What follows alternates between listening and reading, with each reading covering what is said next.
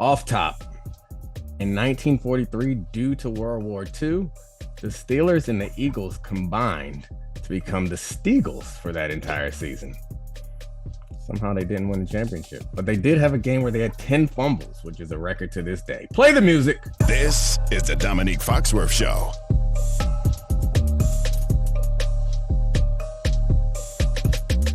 Told y'all I had a good one. Now it's a good one. It's a great off true? top.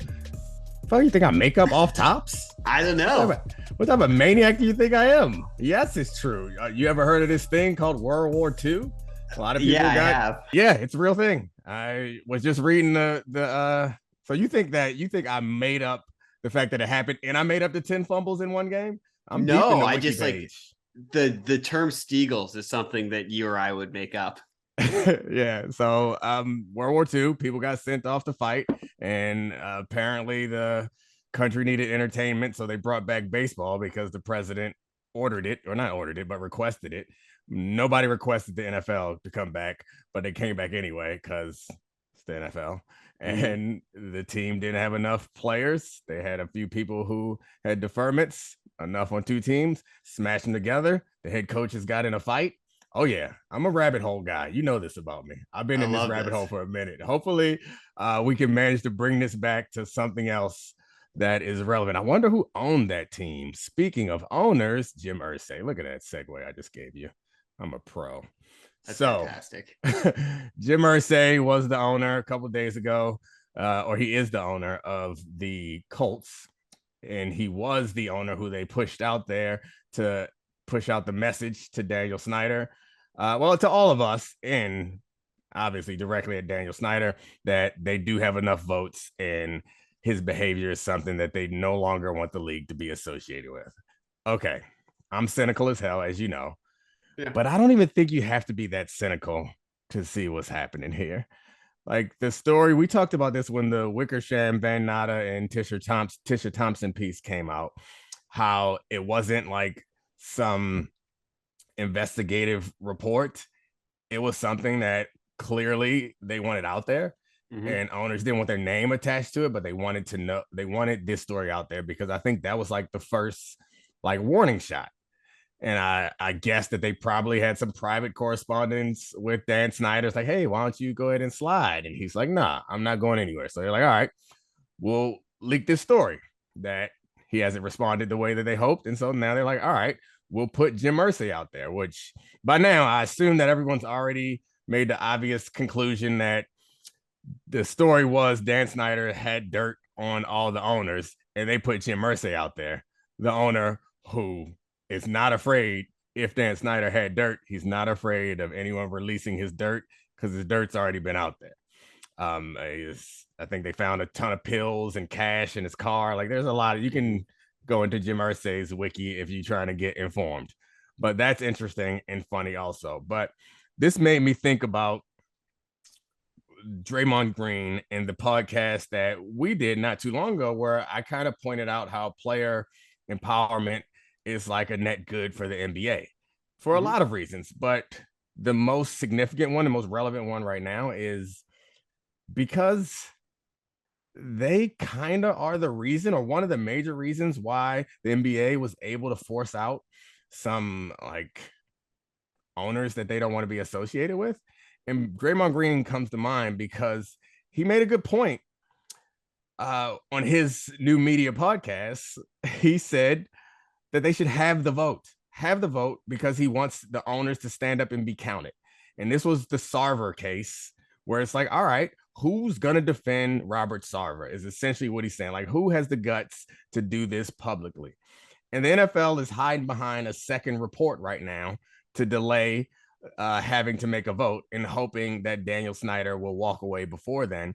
But there is nobody in the NFL who is as powerful as any of the top 15 to 20 basketball players, or as powerful in their game as them, because we all know, I mean, aside from the big name quarterbacks, nobody moves the needle like that. And the culture in football is a lot more conservative, militaristic, hierarchical, and it's just not something that you see football players doing that much. stepping out and calling for accountability in the way that you would see and expect, frankly, a LeBron James to do it. Yeah. But I would love, like, I feel like maybe it's the corner that I can take out. No one care, or they don't care what I say necessarily, but have the vote. What are you waiting on? Like, you had one reputable report already that you didn't get, that you got reported to you orally because you didn't want a paper trail getting out. I'm sorry, Charlie. I'm getting ranty. No, because I think that you are at the final step of this, which is have the vote. And that's where this is leading to. And I think that's right. Have the vote. But, and this has been reported, I really think that what was so significant about what Irsay said and what Irsay did is he let us know that there is one final outcome of this. Daniel Snyder is not going to be the long-term owner of the Washington Commanders, which is a major step that you and I and many others were cynical about what would make that happen. And him making a fool of the league seems to have been the final step, along with, numerous allegations that we don't need to roll through over the last 20 plus years. Hold on. Was it him making a fool of the league, or was it about them being the number one, or at least a top 5 financial market in America, and being the least profitable team in a league that has teams in small market cities? I'm sorry, go ahead. Right. Yeah, but that's a huge part of it too, because they have 3 options. The option 1 was to try and handle this quietly and have Daniel Snyder sell the team and have him go off with a ton of his money, be good with it, leave on amicable terms. Everyone pretend this never happened, wiped our hands clean of it, and we didn't have to remove anyone from our club. That's what they wanted to do, but Snyder wasn't going to do that. So that is off the table now. The ESPN article on this talked about freezing him out financially. And this is what I think they would go down this path now, which is don't let him have a stadium. Don't help him in any single way. Have it become an untenable situation so he's forced to sell. I think that's the option 2 that they would want to have. And option 3 is the nuclear button, where they all have to sort of like huddle around each other and be like, we're going to vote this bleep hole out of the league because we don't want to deal with it anymore. And it's crazy. It's not crazy. It should have happened a long time ago, but it's wild that given that Daniel Snyder has to know deep down that he's not going to be the long-term owner of his team, that he's going to go out kicking and screaming and clawing at the floor the way he is. And that's what I find fascinating about this, because we know he's gone. He will be gone. We know that. I don't think that he, in his mind, thinks he's going down kicking and screaming. He thinks that he's going to win this. And I don't completely understand how you can financially freeze him out. He can't get a stadium because he's a pariah.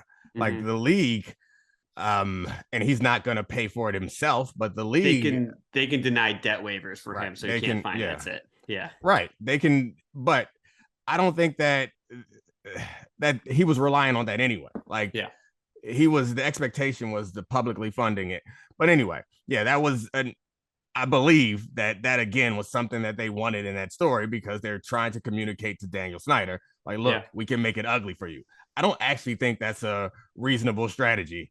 I find it interesting because we talked about this before. It feels like nothing else in his life is this important or fulfilling to him. So why not go out fighting? And it's past the point where he could have some sort of graceful exit with pride, because I mean his public image has been tarnished to the point that I imagine that he believes that if he could stick around and rebuild this team and win a Super Bowl, then and only then, like, that's the only way that he gets any respect back, which is sad, but I think we all understand that that's probably true. So I don't know. We can wait for the next shoe to drop, but I do think it's fair to like put pressure on the owners for why they didn't vote at the recent meetings that they had. What else do you think you're going to find out? You already had one report done. You know that the next report is going to say the same things that the first report said. And you don't get to walk out there and try to take the high ground and say, this is not what we stand for. Yeah, it is. It is. Until you don't, it's something that you do represent and you're comfortable with, because he is you and you are him. So I don't know. Is there anything else on this that is interesting? Well, I think that's a really interesting point. Last thing, and it ties into a quote that Jim Irsay had in his little impromptu press conference, where he said, "I believe it's in the best interest of the NFL to look it squarely in the eyes and deal with it." I think America expects us to as leaders, and this was interesting to me because there's always been talk in the NFL, protect the shield, protect the brand. But really it was the shield protecting the owners who had been damaging the shield. And this is actually the first time the owner's like, nah, we need to protect this thing that we're all mutually invested in because this is despicable. And that is beyond the financial aspect of it. They're like, Jim Irsay is like, this is a line in the sand. This is too far. This is too much. And I get being cynical and saying that it's just that there's the financial aspect of it too. Right. But on a human level, it was important to hear someone with that much power, that much wealth, and that much being shielded from all of this to actually go out and say this shit is wrong. It is an opportunity for the league. Washington, if anybody who knows anything about the history of the Washington football team, they were the last team, I believe, to integrate. Mm-hmm. And DC is known as the Chocolate City. At least at one point was the blackest city in the entire country, and also like the most successful collection of like black professionals also. And if you come to DC, you'll notice that a lot of black people wear cowboy stuff. And the history behind that is because the Cowboys represented progress. They would come here and play Washington. And this is all well before my time. They'd come here and play Washington and beat them, and had black players out there doing it. And a lot of the fans around here kind of jumped on them because they were a successful team of the time and had a lot of black players. So while a lot of people jump on the Cowboys bandwagon because it's America's team for no good reason, DC Cowboys fans have a pretty damn good reason to be proudly wearing Cowboys gear around this city. I was talking to one of the parents of one of my kids at a game the other day, and he was like, yeah, I'm a Cowboys fan because my dad and granddad explained to me that I didn't have a choice. Like, you're a Cowboys fan. And this was well after the years when they integrated, but like, you don't have a choice. And when RG3 came in, there was like a little bit of people kind of moving back over. You could feel that DC, like the black people of DC who like essentially make up the heart of the city, were like, oh, this can be our team again. So I bring that all up to say, last time when the Broncos were up, there was conversation about bringing in a black owner, and it didn't come to fruition. There is no better opportunity and no better place and no better city from a like social standpoint than DC, and also from a financial standpoint. Like, I don't know. I imagine that people don't change their fan allegiances overnight, but I think it'd go a long way. It'd go a long way for people around this city, the way that they spend their money and the way that they commit to teams. So I don't know. Let's get to basketball, unless you got any more questions for me about this. No, let's do some hoops talk. I'm excited. Yeah. I didn't realize I was this excited until I was picking up my dinner the other night, and I found myself looking at my phone to see what time it was. Like, I got to get home to see the start of basketball season, which I think in part because we had so much basketball piled up on top of each other for the past like pandemic, and plus I hadn't had a chance to really be excited about basketball, but I was excited before it happened, thinking about all the different teams that are in contention. And we don't want to make this mistake again, because we went over our theories episode and we talked about how there were so many really good teams in football and so many teams could win the Super Bowl. And now we've come to the realization that actually it's the Chiefs, or actually it's the Bills and the Chiefs, and I guess maybe the Eagles and everybody else. It feels very basketball-like. Yeah. And the NBA feels like, I don't know, it's the first time in a long time that it didn't feel like the conclusion was predetermined. And I have a lot of thoughts about whether that's good or bad or not for like the entertainment quality of all of this. But anyway, just generally, I'm hyped for this season. Like, I kind of care about who's going to win the MVP, because there's no way Jokic does it 3 times in a row. I think Embiid wants it. Tatum last night, man. Tatum, that's a good way to start the season if you want it. And that's one thing that if he's going to be one of the all-time greats, which it seems like his resume is already stacking up pretty damn impressively for getting to that echelon, he's going to have to put a couple of MVPs under his belt. And this is around the time when you can be competitive for MVPs. You're not at the rings portion of your all-time great career where you're just counting up rings, even though he doesn't have one yet. But this is a MVP type opportunity for him and Embiid, and that's about it. I don't know. I mean, I think there are few. So we should talk about that game a little bit because Tatum played against Embiid on opening night. right. And I think you're right that there's almost no chance Jokic is going to get a third MVP. The last guy to win 3 MVPs was Larry Bird in the 80s. Hilarious that Michael and LeBron never won 3 in a row. And it would be just a bit funny if Jokic won 3 in a row this year. But no, I mean, in that game, you saw Tatum as the guy we saw before he injured his shoulder in the playoffs. And that is someone who can score from all 3 levels, is a dominant defender, and is drastically improving as a playmaker. Like, he was a bad passer and a bad decision maker when he entered the NBA, and that's not the case anymore.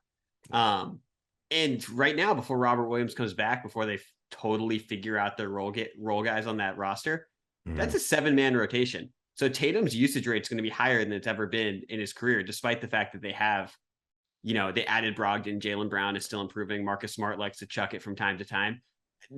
He is their best playmaker on that team. So we're going to see his best statistical season. I was surprised that Brogdon came off the bench, but I guess that's a minor thing that doesn't really matter that much. Yeah. He got minutes, but I assume that, I mean, I guess it's, as a defensive guy, I should appreciate it because the only reason why you do that is for White's defense, right? I think it's so Malcolm Brogdon, when he was drafted, he fell in the draft because of foot injuries at Virginia, and that's just plagued him. I really think they're trying to minute manage him because and he's probably their 3rd best player overall as a 2-way player, and I think that he will close all of those games, but they want to keep his minutes low because the only thing that matters with them, they're at a point where they know they're going to be a 2nd round and pass playoff team. That's a fair point. You can't obviously make decisions about a team being out of it after their first game. However, the 76ers were disappointing in the way that they were playing. Yes. It felt as if they did not address any of the reasons why we didn't like them in the playoffs last year. The only thing that was better was Harden scored more, but the way that he went about scoring is still the stuff that stops him up in the playoffs. I don't know. I don't want to. They're going to be a really tough watch. They're going to be a really tough watch this year. I don't want to spend too much time on these particular teams because I think there's so much more to get to that I want to talk about. But I texted you last night with Tyrese Maxey is out of control, and then he hit 5 shots in a row. But it feels like he's got such little brother energy. Yeah. Where it's you go play, and I was a little brother who my big brother was kind enough to take me to. You were a little brother too, weren't you? Oh yeah. Take me to play ball with his friends, and I got the ball, man. It wasn't rare when I got. I mean, it was rare when I got the ball. So I was trying to get my shots off, and I was also trying to show off. And it feels like he's at a point in his career where I heard Van Gundy say that he could be a 2 or 3 on a good team, like a number 2 or 3 best player on a good team. And it feels like he realizes that also, and he's trying to show, which is another bad ingredient for a team that wants to make a deep run, Well, so I think his is a little bit interesting because they're playing James Harden as their traditional point guard. Right. I say that in air quotes, traditional point guard, because he's so far from that. He runs the pick and roll. He's a really good passer, but he's not what you think of as a ball mover. And to me, Maxey is someone who's stuck in a stagnant offense because Embiid was playing so slowly, Harden was playing so slowly, and he sort of, to me, felt like someone who I have to get it and go, or I'm not going to touch the ball a second time on this possession. And that's always tough for young guys. But this is sort of the issue I have with the Sixers. You look at them on paper and they rebuilt that roster so well around those guys with PJ Tucker and Melton, but to have it play the exact same style. And actually, I didn't think that was a great Embiid game for what we got off the jump. Yeah. He didn't look completely dominant. And that was the one advantage they really had. Without Robert Williams out there, who was being guarded by Noah Vonleh and Al Horford, and they're doubling him with smaller guys. And so that was a bit disappointing, but I would not write them off, but I would also be very surprised if Daryl Morey didn't address this roster going forward and make it fit even better. Because they still have moves to make. I don't see that's where you and I disagree. Is I don't think the problem's with the roster. I think the problem is with the style, and it's with Doc. And I don't know. I'm hesitant to like write Doc off altogether because he's obviously has some value, and I think part of his value is his connection to the players, which I think is hugely important in basketball. It's a lot more important in basketball than any other sport because the players have so much power, influence, and are so valuable that like, you need to have a good relationship with your players. So like, I don't want to write that off, but it does feel like the issues with the team last year have not gone away, and they aren't overwhelming enough to just like talent wise to just blow teams out. We saw that last night. So like, and they're good. They're going to be a 50-win team. We should be clear about that. This is not like, but that's not what they're here for. Bad. I mean, we're going to get social media hate either way. So you don't got to try to explain to these dummies that we're not dummies. Okay. I know they're going to be good, but like what's interesting to me about having all these teams is trying to figure out who's going to be championship ready, and maybe they'll develop things as they go deeper in the season. But I would have assumed that the whole offseason would have been around getting a more sophisticated offense. But I guess it's also like the parts you're given, and the part that they have is a James Harden who's at the tail end of his career, and part of that is like, how can we best use James Harden and Embiid, and maybe that's like ISO and high pick and roll. Yeah, I mean, I'm not actually that worried about their offense long term. It's going to be ugly. It's going to be a tough watch. There's going to be a ton of flopping from Harden and Embiid. Yeah. But to me, it's like you saw Marcus Smart sort of punk Joel Embiid in game. Like he was very physical with him in his face and not afraid of him whatsoever. And like that's the dichotomy of these two teams. The Celtics are the much tougher team. And you would have thought you have PJ Tucker, you have Embiid, you have DeAnthony Melton, and even Maxey, who physically should be a dominant defender. You should be able to build a lineup that is impossible to score on. Right. And you look at the Celtics. That's what the Celtics did. And that's what would elevate them. I think you're right. I got suckered into staring only at the offense. They can score enough points, even if it's not the way that I want to see it scored. The adjustments that'll take place in the playoffs. They have two players that are so good offensively that even if they play gross basketball, they can score enough points. But can they stop the opponents enough to win the game? And I'm not sure that they can. Not when the opponents are moving the ball and have as many good players as a team like the Celtics. And depending on what happens with the Nets, maybe the Nets too. So I really have more to say, but we got to get off of them. We got to get on to some come back other to teams. A lot of Sixers stock this season. So the Warriors are going to win the championship, right? Like, I mean, well, first of all, they look awesome. LeBron James, Lakers. We said it. We've met ESPN contractual responsibilities.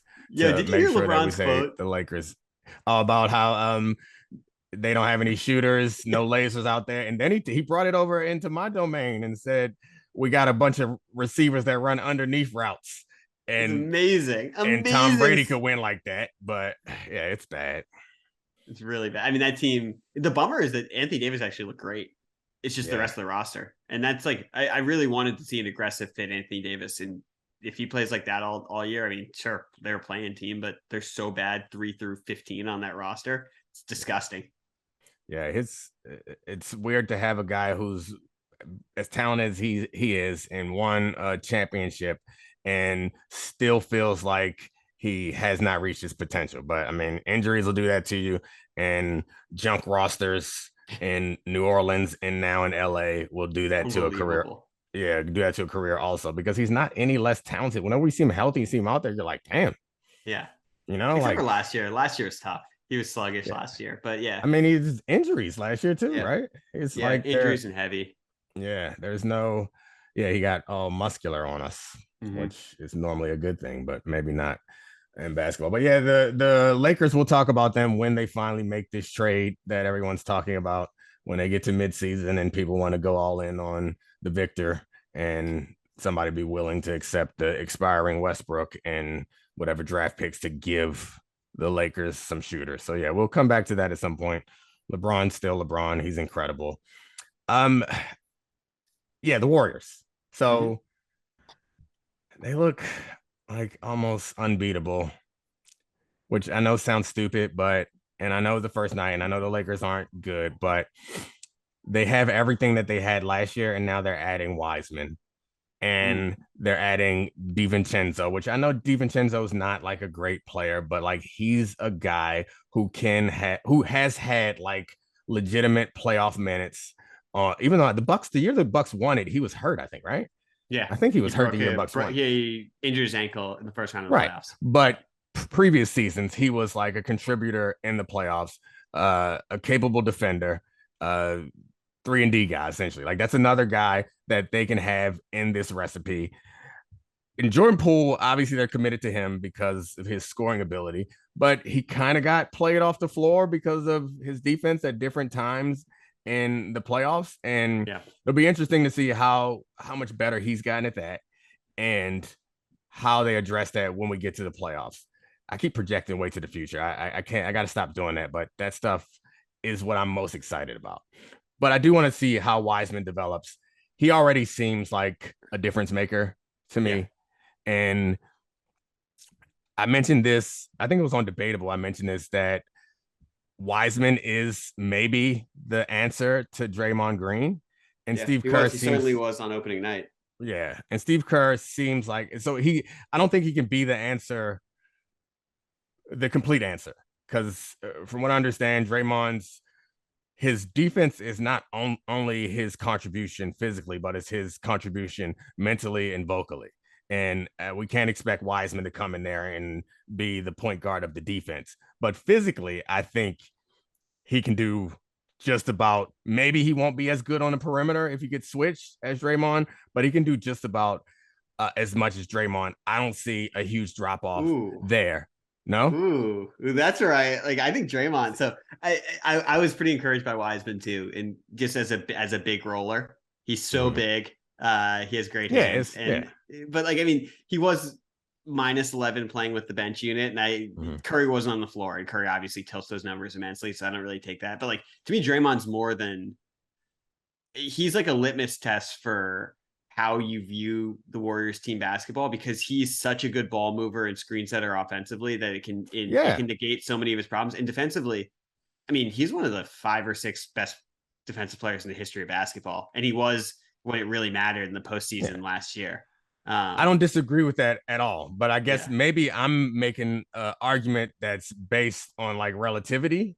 Is I think the distance between peak Draymond, or this version of Draymond's defensive contribution, I think a defensive scheme built around Wiseman's assets drops their defense a bit from having Draymond out there.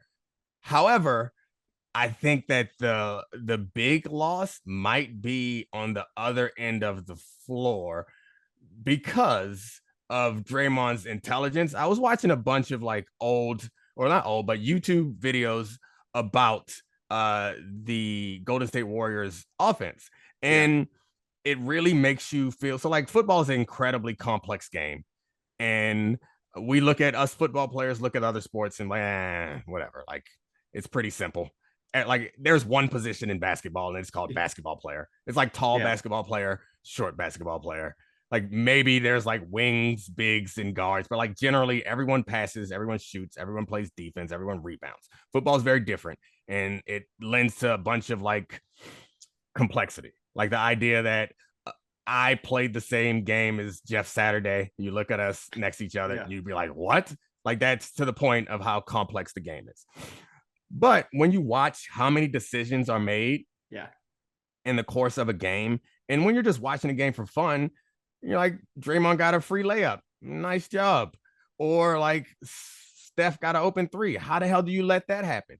And like so often it's Draymond as the like fulcrum of those decisions that the offense is going to have to change, because his value on that end, it's no way that it can be replicated by Wiseman. So that's the thing that, and now I'm projecting way in the future, but that's the thing they're going to have to figure out if this dynasty is going to continue, because I have to accept that what is being like discussed around Draymond is true, that he's not long for this team and he may not get that big time contract that he wants. Yeah. And so I think you're right. I think that's a really good point about the way that they play offense. The three of them together, Curry, Thompson, and Draymond, is so special and so spectacular. I'm not going to go back and pretend I know like these great units from the 80s, but certainly since I've been watching basketball seriously, the three of them as like a three-headed decision-making team is better than anything. Like we always say, that team, Draymond's the point guard, not Steph. Steph's also the point guard. The three of them make so many good decisions and make so many correct decisions on offense and defense. And people have long said that Draymond is a massive key to that. I think it's going to be really interesting what they do with Wiseman. I would not be shocked to go either way, where he ends up in the starting lineup over Looney, or he ends up being traded for a piece that can help them right now on this team. Because if he really rehabilitates his value, that'd be interesting. And they played Moody 8 minutes in that game and Kuminga 13 minutes. Wiseman seems at the top of that heap of young guys who they want to develop and play so far early in the season. But the Draymond thing is fascinating because he had a really quiet opening night. It was weird with everything going on with him and Jordan Poole, and they were never in the same shot during the ring ceremony, et cetera, et cetera. But he showed up in a ridiculous green suit, yelling about his money. And they dropped the trailer for his 10-minute documentary about punching Jordan Poole. And that was so bizarre. It honestly, like, Draymond Green is one of the few people for a really long time I thought was a very genuine professional athlete. And then he drops this trailer being like, I didn't know this was going to blow up. And then there's like B-roll of him hugging children, of Draymond hugging children. I was like, this is ridiculous. This is a weird controlling of the narrative from like a really narcissistic point of view that I didn't expect from Draymond. And that to me is a weird thing looming over all of this, is like, is Draymond getting weird, and will that eventually affect the team? And that might be stupid because he's so good, but I don't know. I mean, getting weird is an interesting thing. So like, it's hard to discuss all this stuff around Draymond because we don't know everything. I think that he's different. I think it's like the most respectful way I can put it is he's a little different. And as far as the way that he operates, and I think those differences are the reason why someone as undersized as he is can be like a future Hall of Famer at this position. But I do think that it comes with other challenges, and those challenges have not derailed the team. But I think I was very shocked that he showed up behaving like nothing had happened. It's very strange. I mean? Like, I could have, if he didn't have this pool incident, I could have expected Draymond to do all this stuff this season. But the dynamics changed, and he's still like, I'm gonna be this guy. So like that's interesting, I guess, and potentially concerning. But who knows what's happening in that locker room? They'll probably be fine. I think the question is almost, do you think he's going to become more erratic or stay the same? Because if he stays the same, we know it's fine. But if this is like the tipping point of him becoming more erratic, it could actually become an issue for this team that looks to be, at least aesthetically, probably one of the best 2 or 3 teams we're going to see all season. Yeah. And I mean, if he feels like he's not being appreciated, or he's on his way out, or this is his final run, like, who can predict how he'll react or respond to that? So it's a big test for like Steph Curry's leadership, I guess. Going forward, but we'll see. I'd be surprised if they traded Wiseman though. Like, I know they might need a piece or something, but it seems like, especially based on the idea that this dynasty is going to continue, and they're one of the few teams that have been able to build for the future and the present. And moving off of Wiseman, who is their best young piece right now, seems it's just like such a weird season. Because if there are teams, if you don't think Wiseman's going to affect winning this year, but he's an asset you want, and you have a guy who might get you more wins, this is the year to trade him when you want to get that 14% chance at Vic or that 20% chance at Vic or Scoot. Well, nobody. I don't know. You think I'd be shocked if a team would trade for Wiseman and give up one of those. They wouldn't give up the pick. They'd be giving up like an asset, a theoretical asset. Okay, got you. Yeah, got you. Okay, like a mid-level, a wing, someone who can fill needs immediately for the Warriors. Mm-hmm. I don't think it would be, a Bradley Beal type, but someone a notch down from that, where you can cash in these chips and potentially become like a juggernaut for Bradley a couple Beal. more years. Bradley Beal is the only no trade clause in the NBA, so it won't be him. I wanted to talk about the T-Wolves. Mm-hmm. And I know it's not like there's a lot of other teams that are closer to championships, have better odds and bigger stars and are more interesting nationally. But this team is really interesting to me. And we talked about this a bunch on Debatable. I mean, I thought the trade for Rudy Gobert was foolish. They gave away a lot for this player. I would have thought it wasn't foolish for certain teams, but for this team in particular, like, I'm looking forward to watching the T-Wolves play, because I don't know how they're going to figure out how to play Rudy and Cat at the same time and transition to Anthony Edwards, like, really being, I mean, I guess that transition already took place in the playoffs last year, where it felt like Ant was the guy, right? Like, it seems like he's the number one. Mm-hmm. So maybe that's not as interesting, but like how all this stuff happens, because I can't for the life of me, and me, you, Pablo, and Wosny Lambrey were talking about it, and everyone else seemed to think that it was something that could be figured out. But for the life of me, I can't figure out how you survive in the playoffs with two big men, or in the modern NBA playoffs with twin towers that are not both two-way players. And until I see them do this against, because people are going to go small against Rudy Gobert, because that's what they do. And they play Rudy off the floor because he's an offensive liability, so they don't have to guard him, and it jams up your offense. So I just don't get it, because like if Karl-Anthony Towns is the biggest man on the floor, which he has been for a while, and he's not a great perimeter defender or a great rim protector, you can build up around him with better defenders because his offensive value is so high that it's worth it. Mm-hmm. But if you put him out there against a small lineup, presumably you would want to have Rudy Gobert against the other team's center, which would hopefully keep him closer to the basket so he can protect the rim, which puts Karl-Anthony Towns on a 3, a 4, depending on how big or small the other team goes. And that's going to be miserable for Karl-Anthony Towns in that situation. And so it just, I don't know, they're going to play zone. I don't really know.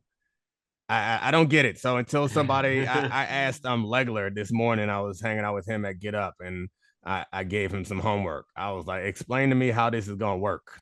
So I am a little bit higher on this for now. I don't think it was a great long-term move. I think that the timelines don't totally line up of when Anthony Edwards is going to peak, and obviously an older Rudy Gobert, who we don't know how his game is going to age because he's gigantic. But the fit, I'm not as worried about with Gobert offensively. And the reason I say that is because Cat, we mock him for saying I'm the best big man shooter of all time, and so he's ignoring, Dirk Nowitzki and Kevin Durant and et cetera, et cetera. But he is an excellent 3-point shooter, and that's where he wants to drift around the perimeter. So the spacing will be there. And I'm looking per cleaning the glass the times he's played big possessions at power forward and as center, and they are a couple points better defensively with him at power forward, and those numbers will be amplified with Gobert, because Gobert makes every unit he's in better defensively. Period. Sorry, Charlie. Full stop. Sorry, Charlie. Let me stop you. The regular season stats are going to be very different. I'm not worried about them in the regular season. I think that regular season stats in basketball have some value, but it's very limited, because I do think that in football you have a full week to commit yourself to preparing for a game on Sunday. Then in the playoffs You have a full week to commit yourself to a game, prepare yourself for a game on Sunday. Basketball, it's very different. It's very different in the playoffs. We should go here with the playoff stats for these guys because you're right. If we're just going to play. The reason I say regular season, I do think the regular season will be more important this year. There's so many good teams in the West that getting a high seed and getting out of that play-in does matter. Okay. And that's part of what they're going for. But Cat has been abominable in the playoffs, and Gobert has gotten played off the floor. Cat, to me, is like, the question is can he be better as a number 2? Because that's what has to happen this year. Anthony Edwards has to elevate to be the best player in the team, and he'll be 21, 22 years old. And can he do that? Can he be a true A1? Because Cat has been, I mean, I don't have his game logs ahead of me, but it has been gross. He's gotten carried in every single playoff, carried or disappeared in every single playoff game he's been in.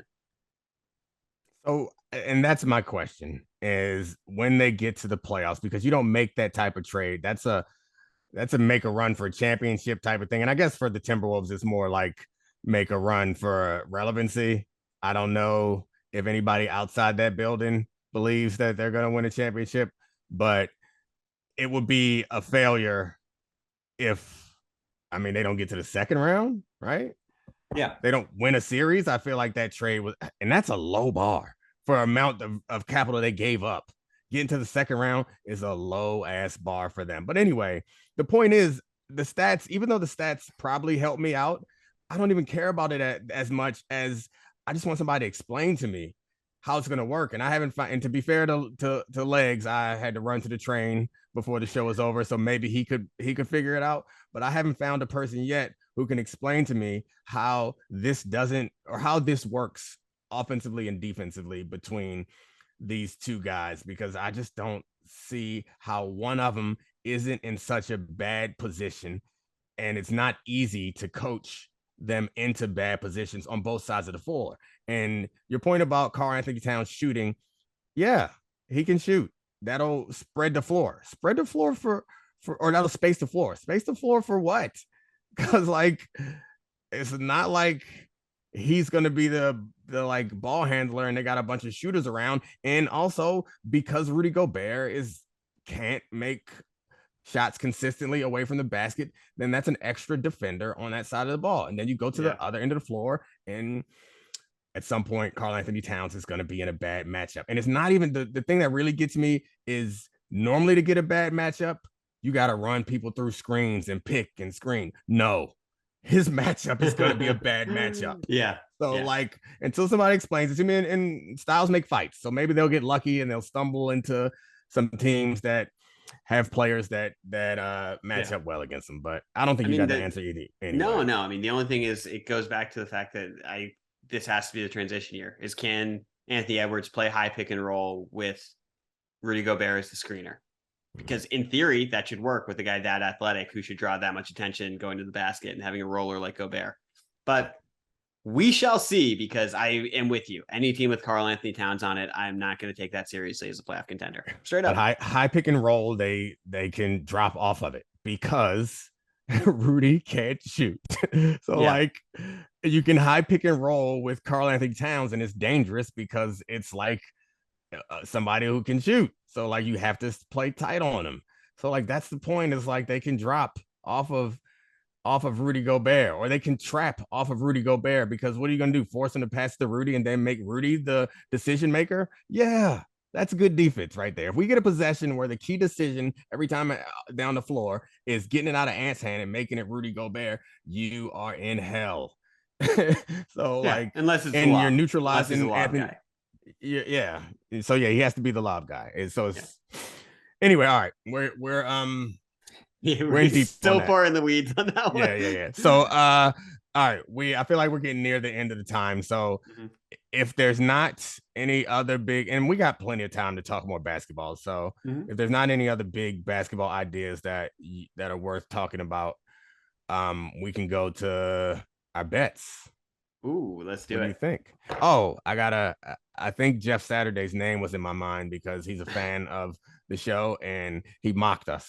He listened to the last episode and he made fun of us because I don't remember exactly how we said it, but I guess you said we should have been 4-0 when we were 2-2 last week, and he was laughing like that's what all gamblers say. It's like, well, technically we aren't gamblers. We just pick games and don't actually bet on them. But I try, and he's not a gambler either. But I was explaining to him, which I think is true, being 2 games over right now, or 2 bets over, is like actually good. Like 9-7 is actually good gambling, right? Yeah. Okay, so shut up, Jeff. We know what we're doing. As long as we are in the green, we're good. We're getting there. All right, so we don't really know if we're in the green because we just with the vig and the odds. Yeah, we just keep track of our record. But anyway, all right. What bets we got today? Or do you want to follow up on the bets we had last week? We read them off. Oh yeah, we did that on Monday. I don't even know what day of the week it is. It's all good. Bears Patriots under 40.5. This is just a bet on the fact that the Patriots defense is now really good. The Bears offense is still putrid. And the Patriots are going to want to slow this game down, run the ball with Ramondre Stevenson, keep it simple for Bailey Zappi. I think that one's a good bet. Yeah, Bill Belichick against struggling offenses, always a good bet. And they're at home too, and give him a chance at a quarterback who clearly has not figured it out yet, and a team that needs some help. I think it's a good safe bet. But I was about to point out the fact that I think our first couple weeks, I was an asset to the betting because like I pushed you off of some things or changed your mind on some things that ended up being right. But the last couple weeks, you just come in with good bets that I like. So we got to find a way that I need to come with my own bets too, because and last the 2-2 weeks, you're responsible for that. We'll each bring 2-2. Yeah, I mean, I bet on Carson Wentz. Look what that did. Next one is I got Chiefs -3 at the 49ers. I just think it's a bounce back spot, and the 49ers are struggling offensively. Yeah, I think that's fair. And the 49ers defense, the front four is like the catalyst for all of that, and they were weakened by injury in last week's game. So I'm with you. I like the Chiefs. Mahomes with time, terrifying. So that's it. We only got 2 this week. That's all I got this week. It's a weird slate. It is a weird slate. Yeah, it's we got some interesting buys this week. Yeah, you're right. There's not much out here. The Bills are on a bye. You can normally trust them. I don't know. Yeah, you want to take your Commanders? They're going up against the Packers. Nope. Are you still a fan? Don't. Stay away from all of it. I could be a fan when Daniel sells. When Snyder sells. I could come back. We'll see.